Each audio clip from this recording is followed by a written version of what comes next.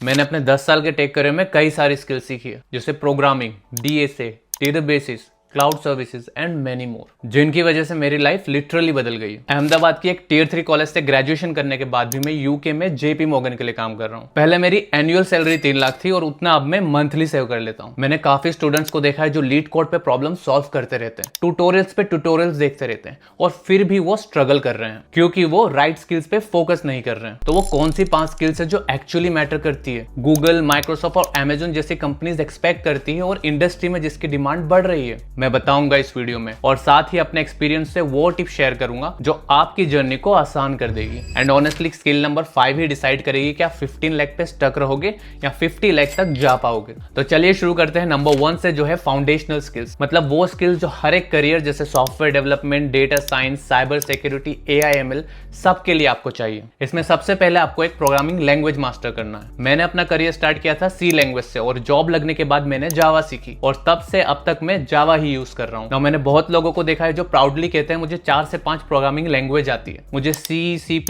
Python, JavaScript, जावा सब आता है। Now this in itself is not a bad thing, but यहाँ प्रॉब्लम ये होती है कि उन्हें सिर्फ सरफेस लेवल नॉलेज होता है, डीप अंडरस्टैंडिंग नहीं होती है, जो इंटरव्यू में बड़ा प्रॉब्लम देती है। सो इससे बेहतर है कि आप सिर्फ एक लैंग्वेज मास्टर करो बट उसकी डीप अंडरस्टैंडिंग लो। मतलब आप कोड देख के बता सको कि इसमें मेमोरी लीक होगी, ये स्केलेबल नहीं है या इसको बेटर किया जा सकता है। अब सवाल यह है कि आपको कौन सी लैंग्वेज सीखनी चाहिए। तो आप C++, जावा, पाइथन, जावास्क्रिप्ट कोई भी लैंग्वेज सीख सकते हो। अगर आपको कोई लैंग्वेज ऑलरेडी नहीं आती तो सॉफ्टवेयर डेवलपमेंट के लिए मैं सजेस्ट करूंगा आप जावा या जावास्क्रिप्ट, और AI/ML, डेटा साइंस और साइबर सिक्योरिटी के लिए मैं पाइथन सजेस्ट करूंगा। इस वीडियो में डिस्कस की गई हर स्किल्स के फ्री एंड पेड रिसोर्सेज आपको डिस्क्रिप्शन में मिल जाएंगे। उसके बाद है one of the most in demand skills of 2025, problem solving. क्योंकि बिजनेस में रोज नए प्रॉब्लम्स और चैलेंजेस आते रहते हैं। फॉर एग्जांपल कभी ऐप प्रोडक्शन में क्रैश हो जाती है और मिनट्स में उसका रूट कॉज ढूंढना पड़ता है, और कभी क्लाइंट्स लास्ट मोमेंट पे रिक्वायरमेंट चेंज कर देता है और पूरा सिस्टम फिर से प्लान करना पड़ता है ना। हर प्रॉब्लम को सॉल्व करने के कई तरीके होते हैं और कंपनीज ऐसे एम्प्लॉयज चाहती है जो प्रॉब्लम्स को पूरी तरह से समझे, उसके ट्रेड ऑफ जाने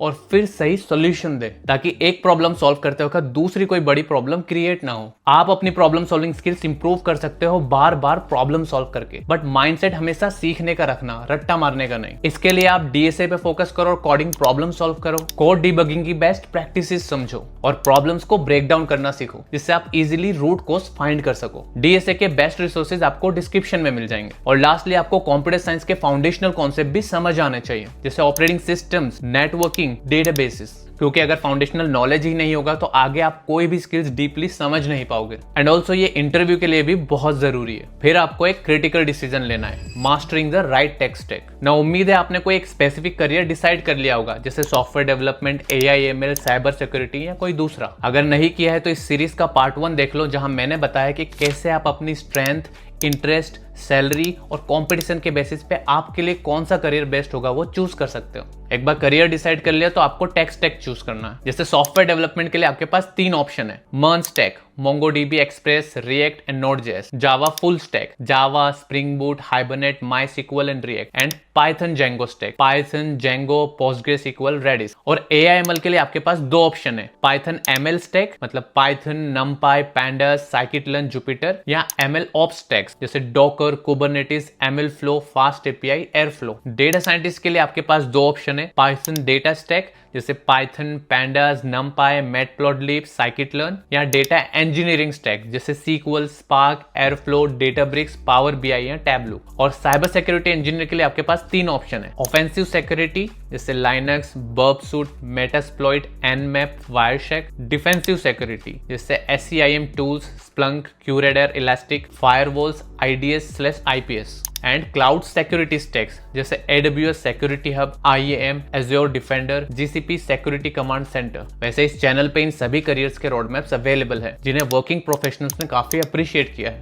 इस वीडियो के बाद आप उन्हें जरूर चेक करना। Now time for a pro tip. अगर आप सच में कोई टेक स्टैक मास्टर करना चाहते हो तो I tell you the best approach that experts use. For example, अगर आपको MERN स्टैक मास्टर करना है तो instead of taking a course और वॉचिंग यूट्यूब प्लेलिस्ट जिसमें काफी टाइम लगेगा और शायद बीच में आपका इंटरेस्ट भी चला जाए, आप ये कर सकते हो, पहले बेसिक मिनिमम सीख लो, फिर सीधा प्रोजेक्ट बनाना शुरू कर दो। तो जैसे आपने पहले फ्रंट एंड थोड़ा सा सीखा और यूआई पेज बना दिया, फिर एपीआईज के बारे में सीखा और एपीआईज बना दी, और डेटाबेस के बारे में पढ़ा और इंटीग्रेशन कर दिया। इससे दो फायदे होंगे, आप जो भी स्किल सीखोगे सीधा उसे प्रैक्टिस करोगे तो आपके पास सिर्फ थियोरेटिकल नॉलेज नहीं, प्रैक्टिकल नॉलेज होगा। एंड नंबर 2, आप वो सब स्किल सीखने में टाइम वेस्ट ही नहीं करोगे जो कभी यूज ही नहीं होती। एंड ट्रस्ट मी, ऐसी बहुत सारी स्किल्स हैं। ये ट्रिक मुझे काफी लेट समझ आई, बट आई होप आपको सही टाइम पे आ गई। फिर आती है skill number 3, and honestly beginners और एक्सपर्ट्स के बीच में यही फर्क होता है, डिजाइन एंड आर्किटेक्चर स्किल्स। मैंने पर्सनली अपने करियर में कई ऐसे सॉफ्टवेयर बनाए जो कहने को तो काम करते थे, पर कोई फीचर ऐड करना हो या कोई चेंज करना हो तो पूरा कोड फट जाता था। मतलब एक जगह चेंज करो और दूसरी जगह एरर। तब समझ आया असली प्रॉब्लम कोडिंग नहीं, डिजाइन है, और यही होती है एक्सपर्ट लेवल स्किल। तो आपको सीखना है नंबर 1, सॉलिड प्रिंसिपल्स। ये 5 रूल्स है जो आपको सिखाते हैं कैसे scalable, maintainable and flexible code लिखते हैं, जिससे बाद में कोई फीचर ऐड करना या चेंज करना इजी हो जाता है। Number 2, design patterns. ये बेसिकली प्रूवन सॉल्यूशन है कॉमन प्रॉब्लम्स के। जैसे कुकिंग में रेसिपीज होती है, हर बार नया एक्सपेरिमेंट करने की जरूरत नहीं, आप टेस्टेड रेसिपी फॉलो करो। And last but most important, system design. इसमें आप सीखते हो पूरा सॉफ्टवेयर सिस्टम डिजाइन करना, जैसे व्हाट्सएप या उबर जैसा ऐप डिजाइन करना जो मिलियंस ऑफ यूजर्स को हैंडल कर सके। यही स्किल्स है जो आपको 12-15 से सीधा 30 लाख तक ले जाएगी, क्योंकि कंपनीज को सिर्फ कोड लिखने वाले नहीं, सिस्टम डिजाइन करने वाले चाहिए। उसके बाद आपको सीखना है शायद फ्यूचर के लिए सबसे इंपॉर्टेंट स्किल्स, एआई स्किल्स। आज ऑलमोस्ट 90% सॉफ्टवेयर इंजीनियर्स अपने डे टू डे लाइफ में एआई यूज कर रहे हैं। पहले अगर मुझे एक रेस्ट एपीआई बनाना होता था तो 2 से 3 घंटे लगते थे। अब मैं गिटहब कोपायलट यूज करता हूं और वो काम 30 मिनट में हो जाता है, मतलब 4 टाइम फास्टर। और एआई सिर्फ कोड लिखने के लिए नहीं है, आप एआई का यूज कर सकते हो रिक्वायरमेंट समझने के लिए,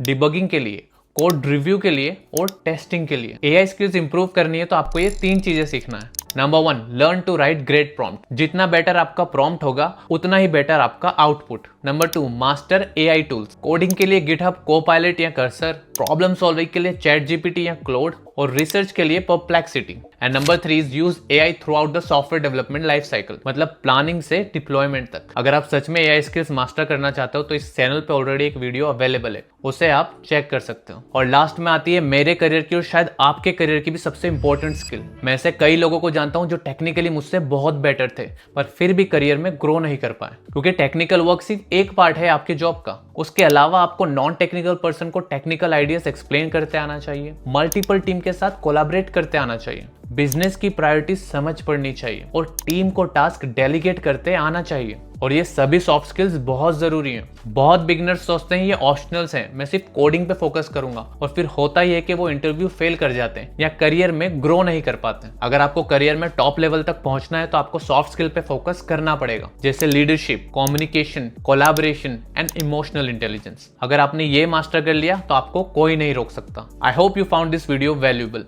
part 3 of this series will be exact projects you must build to make your resume stand out. If you're interested in it and want me to prioritize it, comment below and let me know. दुआ करता हूँ आप कामयाब हो, बस मेहनत करते रहना। Thank you so much for watching.